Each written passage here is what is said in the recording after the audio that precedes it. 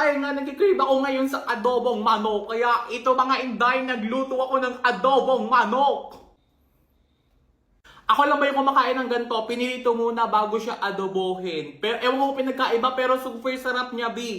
And syempre, bago ko bigyang buhay ang aking pagkain, kailangan ko nang bigyang buhay ang aking labi. Kaya naman mga inday, gagamit ako ng aking favorite Belief tea. Ginigit ko talaga to mga inday. Kailangan niya lang siyang i-shake. And tingnan nyo na lang, hindi na lang ako magtotok talaga.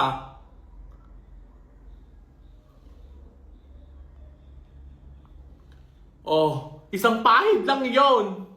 Kailangan ko lang siyang i-dry ng konti, kaya nagiging special yung pagmukbang ko dahil ang ganda rin naman talaga ng labi ko mga inday. Kasi hindi to talaga nakakapit, hindi siya nawawala, waterproof at hindi nagtatransfer kahit saan.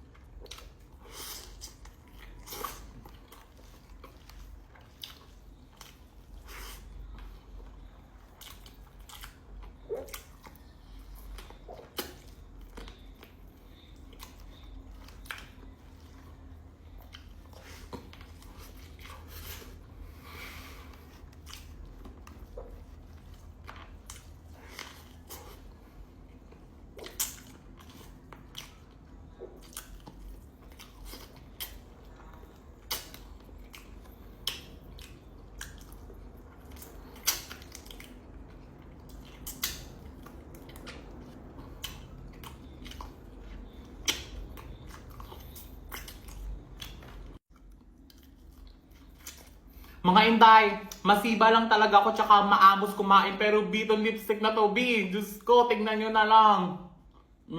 O, tama na mga pagtatanong sa inyong isip mga inday kung ano ba itong aking in-apply. Ito kanilang Shake Lip Ink from C Makeup. Ito yung martini tsaka ito yung kanilang Piña Colada Be. Favorite ko talaga to. And kita nyo naman gano'n siya kaganda. Talaga kahit inday, kumain ako ng kumain.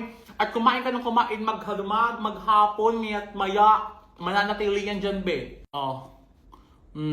No transfer pa rin, B. Oh, ganyan talagang kulay ng kamay ko. Oh.